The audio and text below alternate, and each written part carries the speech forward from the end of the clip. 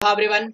अभी क्लासेस में आपका स्वागत है और मैं अजीत कुमार आज आप सभी के समक्ष एक नए वीडियो के साथ मौजूद हूं। और यह वीडियो जो है वह 12वीं कक्षा के लिए, यानी कि अगर आप बोर्ड परीक्षा की तैयारी कर रहे हैं और 12वीं में, तो यह पूरा वीडियो आपके लिए बहुत ही ज़्यादा इंपॉर्टेंट है, क्योंकि ये एक प्रकार का एनसीईआरटी सॉल्यूशन है।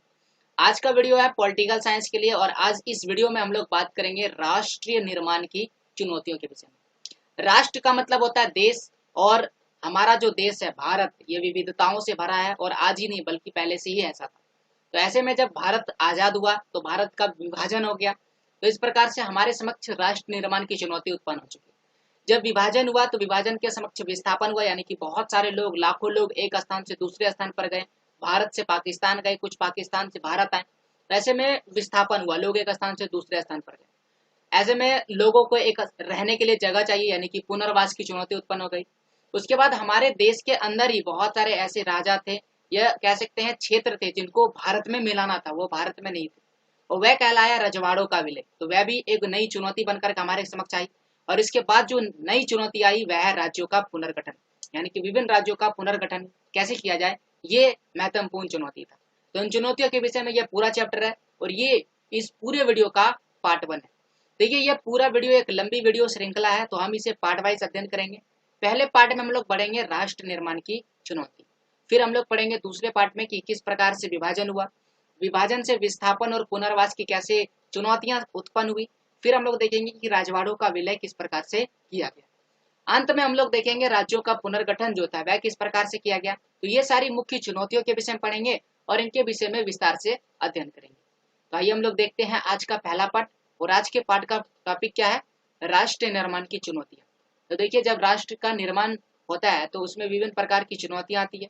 तो चुनौतियों से कैसे निपटा गया, उसके लिए क्या उपाय किए गए और उसके निपटारे के लिए कौन कौन से प्रावधान किए गए, जैसा कि संविधान बना, तो वह सारी चीजें हम लोग इस पूरी वीडियो में पढ़ेंगे। इसके साथ साथ अन्य चुनौतियों का भी अध्ययन करेंगे कि अन्य चुनौतियां कौन कौन सा है, और ये आज का वीडियो पार्ट 1 है।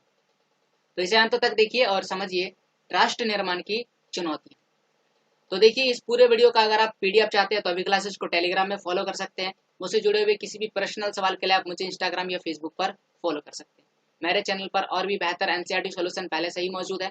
अगर आप उसे देखना चाहते हैं किसी भी कम्पिटिटिव एग्जाम की तैयारी के लिए, या फिर आप एनसीईआरटी सॉल्यूशन को ढूंढ रहे हैं, तो this is the best channel for you. आपके लिए एक बेहतर चैनल है। आप डिस्क्रिप्शन में पड़े हुए लिंक से आप उन सभी का वीडियोज आप प्राप्त कर सकते हैं। तो आइए अपने टॉपिक्स पर और पढ़ते हैं राष्ट्र निर्माण की चुनौती।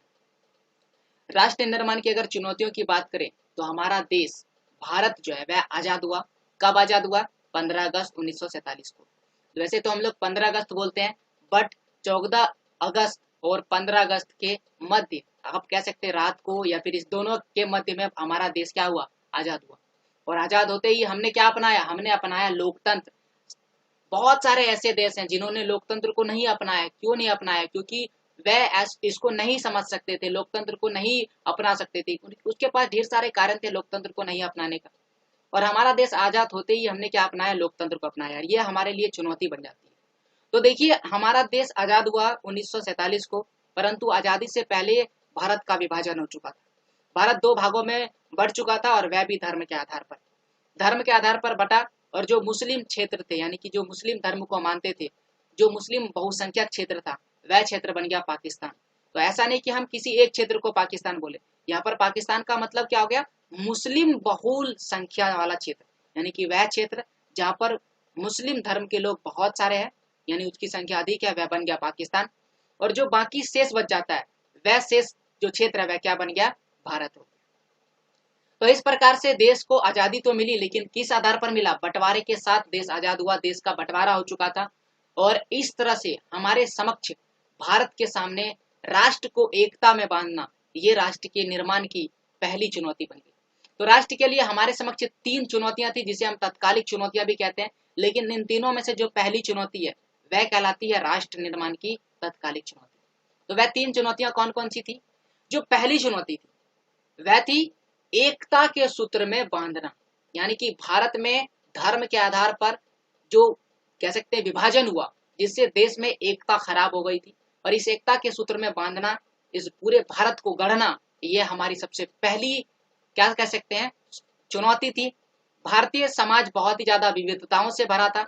आज अगर धर्म के आधार पर विभाजन हुआ कल हो सकता है जाति के आधार पर विभाजन हो जाए। ऐसे होते होते हमारे देश में विभाजन होता ही रहता।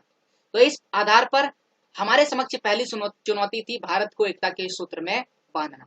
दूसरी जो महत्वपूर्ण चुनौती थी वह था लोकतंत्र कायम करना, क्योंकि हमने लोकतंत्र को अपनाया, जबकि दूसरे देशों ने क्या अपनाया, वहां पर या तो उसने राजशाही अपनाया, या तो उन्होंने लोकतंत्र, या फिर कह सकते हैं आधा अर्ध लोकतंत्र अपनाया, यानी कि लोकतंत्र और राजतंत्र दोनों अपना लिया। तो ऐसे में वहां पर इस आधार पर दूसरे देशों में इस आधार पर अपनाया गया कि चलो फिलहाल किसी तरह से काम चलाते हैं, आगे लोकतंत्र कायम कर लेंगे, लेकिन वो असफल रहे, मैक्सिमम ऑफ द कंट्री वो असफल रहे और वहां पर ढेर सारी समस्याओं का सामना करना पड़ा, तब जाके लोकतंत्र स्थापित हुआ।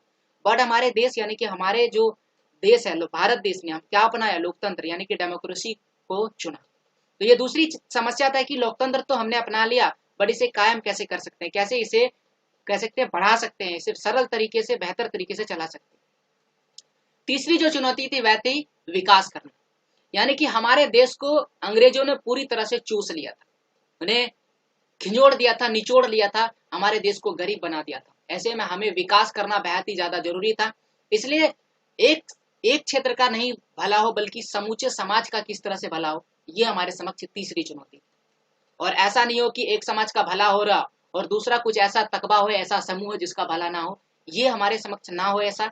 इसलिए हमने क्या किया, हमने तीसरी चुनौती को समझा, और वह था तीसरी चुनौती क्या है, समूचे विकास, समूचे जो क्षेत्र है, समूचा जो समाज है उसका किस तरह से भला।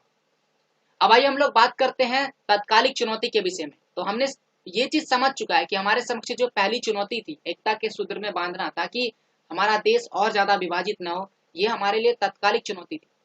देखिए हमारा जो देश है भारत है, इसमें बहुत सारी विविधता है। विविधता शब्द से अगर आप वाकिफ नहीं है तो हमने पहले से ही वीडियो डाला है क्लास 6 का, विविधता क्या है, उसका लिंक आपको डिस्क्रिप्शन में मिल जाएगा। बेहतर तरीके से जानने के लिए आप उस वीडियो को देखिए।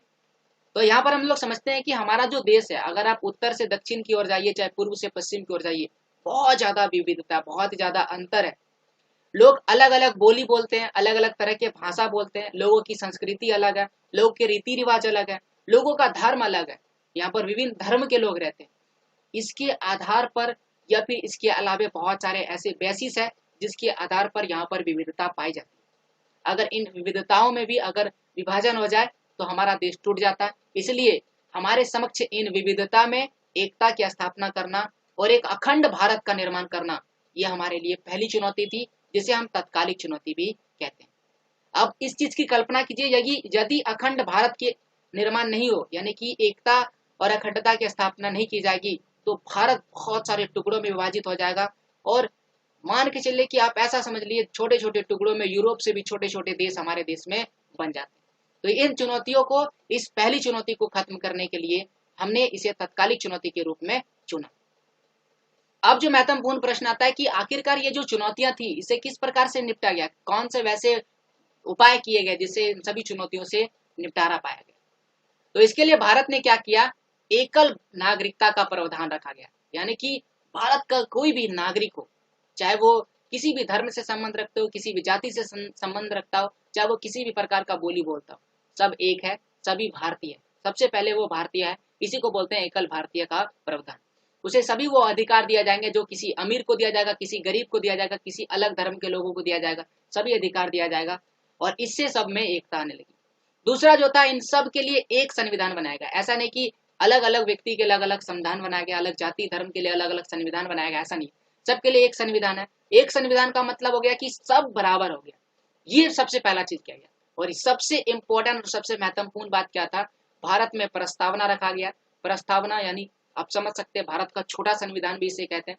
तो इस प्रस्तावना में एकता और अखंडता जो शब्द है उसको जोड़ा गया, उस पर ज्यादा जोर दिया गया। भारत एकता में है और भारत में अखंडता है।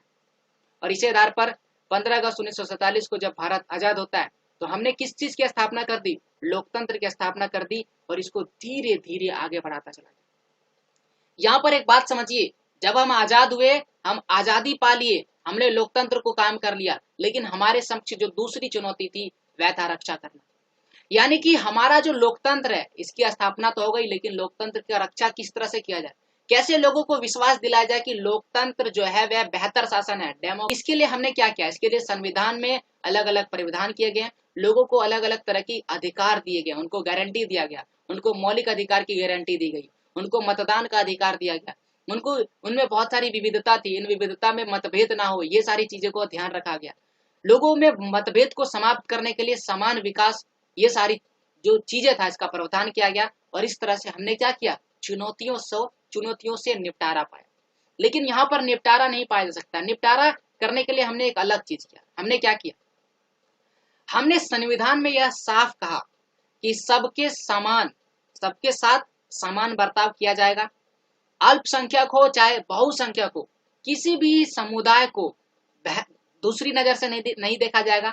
अगर हमें लगता है किसी अल्पसंख्यक समुदाय को विशेष सुरक्षा की जरूरत है तो अल्पसंख्यक को विशेष सुरक्षा देंगे, ताकि उसे ये न लगे कि हमारे समक्ष बहुसंख्यक के द्वारा दबाव बनाया जा रहा है, ऐसा ना महसूस हो। इसलिए अल्पसंख्यक समूह को विशेष ध्यान दिया गया, उसे विशेष सुरक्षा दी गई।